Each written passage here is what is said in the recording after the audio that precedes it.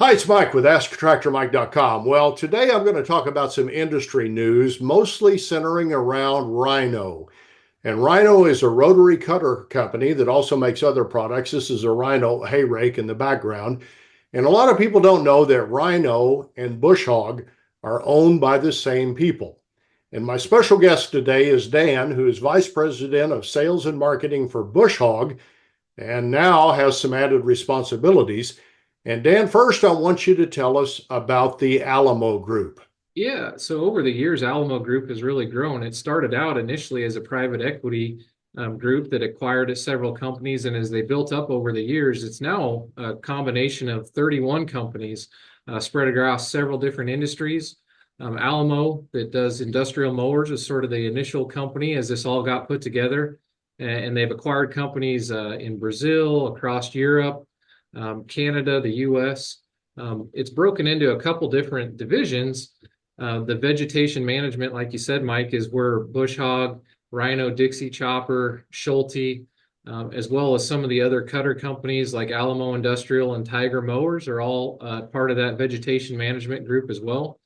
So every single day, they're looking at opportunities to expand, but publicly traded as ALG on the stock exchange, a really growth in popularity as well as diversification. So as you buy into this, you both get the vegetation management side as well as the industrial segment for diversification. So they've grown that portfolio to over 30 companies and have a lot of momentum behind them right now.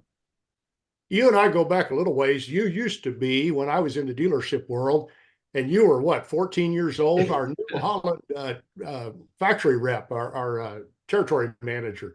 And you've been around a lot of companies since then and moved up the ladder. But I guess we ought to get the bad news out of the way first. Back in August, it was announced that a major Rhino factory in Illinois is closing, and I think that's happening now. Tell us what's going on there. Yeah, so I mean, Gibson City is a great legacy. It's a company that started with M&W Gear Company back in the day. So a long legacy in and around Gibson City as they moved the Rhino products there over the years, as well as some of the Dixie Chopper products or did some of the weldments for them as well. But it's grown, it's had a lot of success, and it's had some challenging years as well. So they announced the consolidation back in on August the 20th. They announced that they would be moving the production of the Rhino product lines to Selma, Alabama at the Bush Hog plant. Very tough decision. And it really came down to a capacity challenge. So when you put Rhino and Bush Hog together and try to run it through one plant, you got to build almost 22,000 cutters on an average year. Quite honestly, they just didn't have that capacity in Gibson City to do that with the current footprint. However, in Selma, they did have the capacity and historically have reached numbers similar to that in total production in a calendar year. So a lot of that desire, although it was a very tough decision locally, and I feel for the people in Gibson City, there are several that still will remain on the team and help support the legacy of that brand in the customer service group. So there will still be a small presence in Gibson City, but the production there will cease here in early next year, and we'll be moving that stuff down to Selma, Alabama.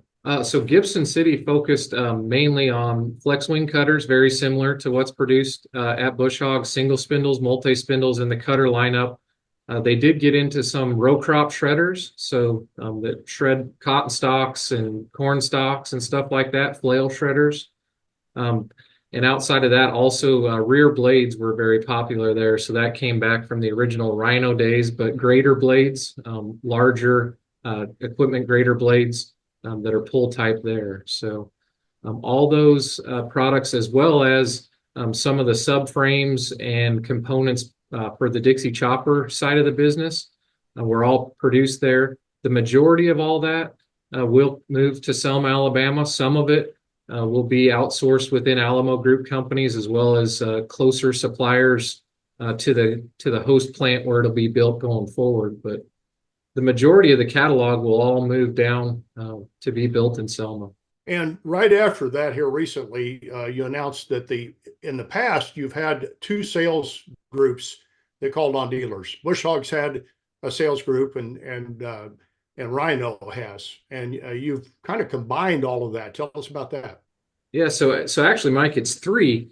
So interesting enough, although we're part of the North American Ag Group, we had all run separately. For the most part, we have pretty unique dealer bases, but we had run three separate field staffs. Unfortunately, as we all know, there's a little bit of a downturn. And so through that, we were trying to put our heads together and understand, hey, how do we get through this? How do we come out better than ever before? And really, the key to success, I feel like, is calling on the dealerships and being known out in the marketplace. And so what we announced here just a couple of weeks ago is that we're going to combine all three brands, so Rhino, Bush Hog, and Dixie Chopper, into one sales force. What that means is that we're not going away from the brand strategy. There will still be Rhino dealerships, there will still be Bush Hog dealerships, and there will still be Dixie Chopper dealerships that are out there, and they'll only have the one brand that they've always had. But what it does do is allow us to hire territory managers with territories much smaller in area, but higher in revenue. And so even through this downturn, it makes it a sizable territory to have a TM that gets home close to every night. Meanwhile, supporting those local dealerships and getting to know those local markets better than ever before.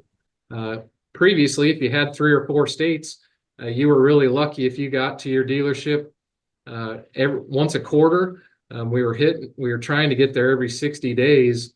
But with this new methodology, we can be there every 30 to 45 days and be home most nights. And that's really the driver. Enhance the customer experience with the dealerships, as well as the home life family balance, the territory managers.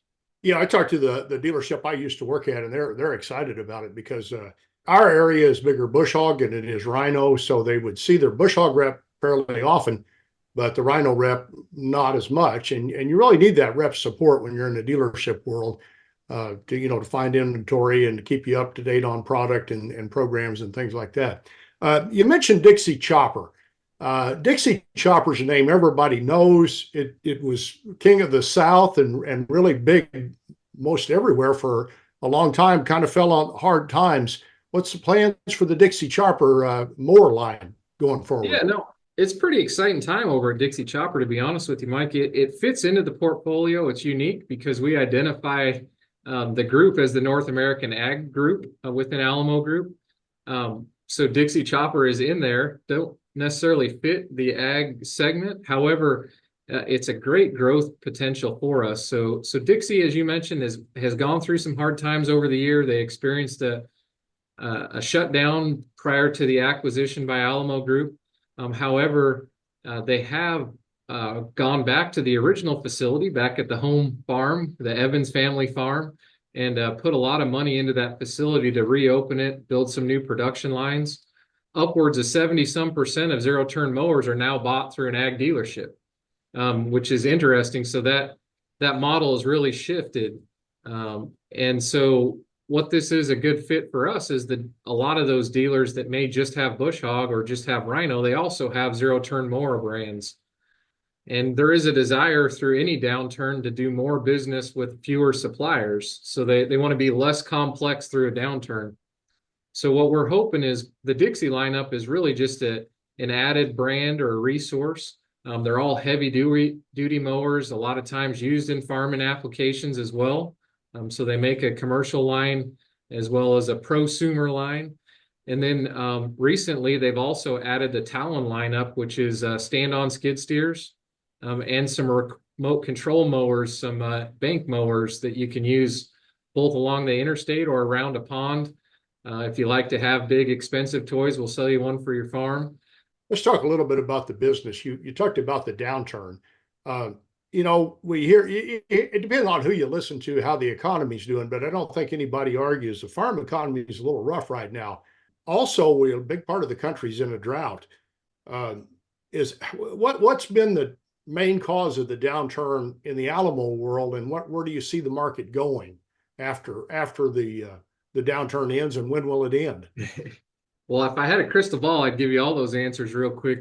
For me personally, this downturn, I really don't feel as if it's going to be a long-term downturn for us. I feel like it's more of a market correction. Post-COVID, dealerships and consumers changed the way they did business. And really, this has been an adjustment period for, I think, everybody, more so than a true long-term downturn that we've all sort of experienced or lived through. But the correction was way quicker than typical as well. I mean, we saw sharp declines in the mid 20% in a lot of the product categories. And what's really helped the vegetation side of the group is governmental side has been fairly strong throughout this downturn that we're starting into, as well as the flex wing segment. So the larger ag has held a little bit sturdier than the consumer one. Seems to be much more as interest rates spiked. Obviously, the loans on smaller equipment became higher interest rates, and the purchases declined much more rapidly than the mid to large ag stuff did. As a whole, we expect it to bounce back fairly quickly. So you see the market popping back. I think there's an inventory situation too. I get the feeling after during COVID, people were having to order big quantities in order to get anything, and COVID ended, and the market kind of dropped, and then all that stuff came in, and we've kind of got to absorb that. So you mentioned, everything to me right now in the market kind of you have before COVID, which was normal, and then after COVID, and we're just still adjusting to what the new normal would be. Is that a fair assessment? And how much inventory is on dealers' lots that they've got to work through before the factories get back to full production again? Yeah, and that's an interesting one because again, back to the post-COVID thing is interesting because most manufacturers, basically dealers continued to order heavy because they went so long without getting inventory that the order bank built to an astronomical level. Well, then what happened is the market slowed down. Well, all the manufacturers continued to ship at whatever orders were in the system, which is fair. It was a valid order. So now what we're dealing with is really, going on 2.5 years post-COVID, they're just digging out from underneath that inventory level that they've had. And it's really caused us to rethink the way that order writing works. We've had to become more dealer focused, partnership driven, and asking for smaller monthly orders versus large annual orders has been a key to success. And also a lot of retail promotions. So I'm telling you right now, it is the time to buy equipment. People are starting to move that, especially if there happens to be any aged inventory. If you drive by a dealer's lot and the decals are getting a little faded, it's time to make a deal. I do think that coming out of this, you'll see a consolidation in companies similar to what we're doing, but also, unfortunately, some of these small family businesses going out of business as well. A small family-owned company, this downturn, even if it only lasts another year, is tough because the market slowed at such a fast pace. So really, I give it to Alamo Group for the diversification that they do have, that we could have. We reacted in the way we did, and it saved a lot more jobs that I think it's going to lose long term. Short term, I mean, it hurts. I mean, everybody, it doesn't matter which article you read, there's downturns and there's people getting let go. But I do think that at this point, we're repositioning ourselves in a way that will succeed long term, and where we're able to react a lot differently than some other companies. So I feel fortunate to be a part of the group that we are. All right. Thanks, Dan. Yep. Thank you, sir.